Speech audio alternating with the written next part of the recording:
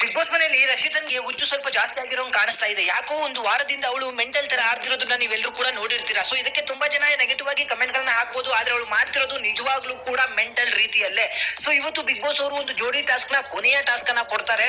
ಈಗಾಗಲೇ 4 ಜನ ಲಾಸ್ಟ್ ಆಗಿ ಆಡ್ತಾ ಇದ್ದಾರೆ. ಅದರಲ್ಲಿ ಯಾರು ಜಾಸ್ತಿ ಬಾಲ್ಗಳನ್ನ ಮೊದಲ 3 ತಂಡ ಇಡ್ತಾರೋ ಅವರು ಡೈರೆಕ್ಟ್ ಫೈನಲ್ ಟಾಸ್ಕ್ ಗೆ ಆಡ್ಲಿಕ್ಕೆ ಹೋಗ್ತಾರೆ. ಸೊ ಒಬ್ರು ಅಲ್ಲಿಂದ ಎಲಿಮಿನೇಟ್ ಆಗ್ತಾರೆ. ಸೊ ಟಾಸ್ಕ್ ಏನಂತ ಹೇಳಿದ್ರೆ ಸ್ವಿಮ್ಮಿಂಗ್ ಪೂಲ್ ಅಲ್ಲಿ ಹಲವಾರು ಬಾಲ್ಗಳನ್ನ ಹಾಕಿದ್ದಾರೆ. ಈ 2 ಜೋಡಿಗಳಿಗೂ 2 ಕೋಲ್ಗಳನ್ನ ಕೊಟ್ಟಿರ್ತಾರೆ. ಆ ಕೋಲ್ಗಳ ಒಂದು ಗ್ರಿಪ್ಪಿನಿಂದ ಬಾಲ್ಗಳನ್ನ ತಂದು ತಮ್ಮ ಕಲ್ಲರ್ ನ ಒಂದು ಬಾಕ್ಸ್ ಒಳಗೆ ಹಾಕಬೇಕು. ಅತಿ ಹೆಚ್ಚು ಬಾಲ್ಗಳನ್ನ ಯಾರು ಸಂಗ್ರಹ ಮಾಡಿರ್ತಾರೋ ಟಾಪ್ 3 ಟೀಮ್ಗಳು ಅವರು ಡೈರೆಕ್ಟ್ ಆಗಿ ಚಾಂಪಿಯನ್ಶಿಪ್ ನ ಫೈನಲ್ ಆಟ ಆಡ್ಲಿಕ್ಕೆ ಹೋಗ್ತಾರೆ. ಒಬ್ರು ಎಲಿಮಿನೇಟ್ ಆಗಿ ಹೋಗ್ತಾರೆ. ಇದಕ್ಕೆ ಉಸ್ತುವಾರಿಯಾಗಿ ನಮ್ಮ ಧ್ರುವಂತ್ ಅವ್ರನ್ನ ಇಟ್ಟಿರ್ತಾರೆ. ಆದ್ರೆ ಇದರಲ್ಲಿ ಹಲವಾರು ನಿಯಮಗಳಿರ್ತದೆ. ಒಬ್ಬರ ಕೋಲ್ ಒಬ್ರು ಮುಟ್ಟೋಂಗಿಲ್ಲ ಅಂತ.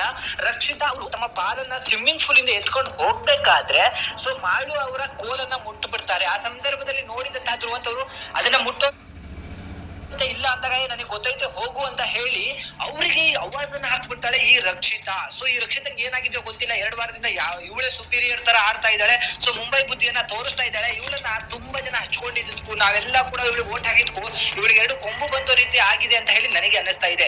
ಸೊ ಅಲ್ಲಿ ಉಸ್ತುವಾರಿಯ ನಿಯಮನೇ ಅಂತಿಮ ಆಗಿರ್ತದೆ, ಅವರ ತೀರ್ಮಾನನೇ ಅಂತಿಮ ಆಗಿರ್ತದೆ. ಬಟ್ ಉಸ್ತುವಾರಿಗೆ ಅವಾಜನ್ನ ಹಾಕ್ತಾಳೆ. ಅಲ್ಲಿರುವಂತಹ ಕಂಟೆಸ್ಟೆಂಟ್ ಗಳು ಹೇಳ್ತಾರೆ ಅವ್ರು ಹೇಳ್ತಿರೋದನ್ನ ಕೇಳ್ಬೇಕು ನೀನು ಅಂತ ಹೇಳಿ. ಸೊ ಧ್ರುವಂತರು 10 ಸೆಕೆಂಡ್ಗಳ ಪಾಸ್ ಅನ್ನ ಕೊಟ್ಟರು ಕೂಡ ಅದು ನನಗೆ ಗೊತ್ತಿದೆ ನೀನು ಹೋಗಿಲ್ಲಿಂದ ಅಂತ ಹೇಳಿ ಅವರಿಗೇನೆ ಅವಾಜ್ ಹಾಕ್ಬಿಡ್ತಾರೆ. ಆಗ ಅವರು ಆ ಆಟವನ್ನ ನಿಲ್ಲಿಸಿದಾಗ ಕೋಲ್ ತಗೊಂಡು ನೀರನ್ನ ಜೋರಾಗಿ ಹೊಡೆದು ಹಾ ಹಾ ಹಾ ಅಂತ ಒಳ್ಳೆ ಹುಚ್ಚಿ ತರ ಮಾಡ್ತಾ ಇದ್ದಾಳೆ. ಇವಳಿಗೆ ತಿಕ್ಲು ಅತಿ ಹೆಚ್ಚಾಗಿ ಏರ್ಬಿಟ್ಟಿದೆ ಅಂತ ಹೇಳಿ ನನಗೆ ಅನಿಸ್ತಾ ಇದೆ.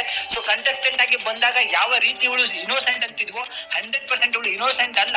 ಇವಳು ನಾಗರಾವು 2 ತಲೆ ಇರುವಂತಹ ಹಾವು. ಸೊ ಇವಳಿಗೆ ಕೇವಲ ವಿಷ ಅಷ್ಟೇ ತುಂಬಿರುವಂತದ್ದು. ಇವಳು ಯಾರನ್ನ ಯಾವ ರೀತಿ ನೆಗೆಟಿವ್ ಆಗಿ ಕಾಣಿಸ್ಬಿಡ್ತಾಳೋ ಅಂತ ಹೇಳಿ ನಿಜಕ್ಕೂ ಗೊತ್ತಿಲ್ಲ.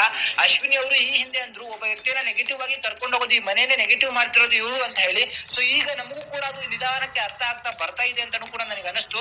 ಏನೇ ಆಗ್ಲಿ ಮೋಸ ಮಾಡಿ ಗೆಲ್ಲೋದಕ್ಕಿಂತ ನಿಯತ್ತಿಂದ ಗೆದ್ದಿದ್ರೆ ಇವತ್ತು ರಕ್ಷಿತನ್ಗೆ ತುಂಬಾ ಜನ ಫ್ಯಾನ್ಸ್ ಆಗ್ತಿದ್ರು. ಬಟ್ ಫ್ಯಾನ್ಸ್ ಡಿಕ್ರೀಸ್ ಆಗ್ತಿರೋದನ್ನ ನೀವೆಲ್ಲಾ ಒಂದು ಪ್ಲಾಟ್ಫಾರ್ಮ್ ಅಲ್ಲೂ ನೋಡ್ಬೋದು, ಎಲ್ಲಾ ಕಮೆಂಟ್ ಗಳಲ್ಲೂ ನೋಡ್ಬೋದು. ಇವಳು ಆಡ್ತಿರೋ ಆಟ ನನಗಂತೂ ಒಂಚೂರು ಇಷ್ಟ ಆಗ್ತಿಲ್ಲ. ಸೊ ಈ ಆಟದಲ್ಲಿ ಯಾರು ಹೊರಗಡೆ ಹೋಗ್ಬೇಕು ಅಂದ್ರೆ ಮಾಳು ಮತ್ತೆ ರಕ್ಷಿತಾ ಒಳಗೆ ಹೋಗ್ಬೇಕು. ಪಾಪ ಮಾಳು ನಿಯತ್ತಾಗಿ ಆಡ್ತಿದ್ರು ಕೂಡ ರಕ್ಷಿತನ್ ಕಡೆಯಿಂದ ಅವನಿಗೂ ಕೂಡ ನೆಗೆಟಿವ್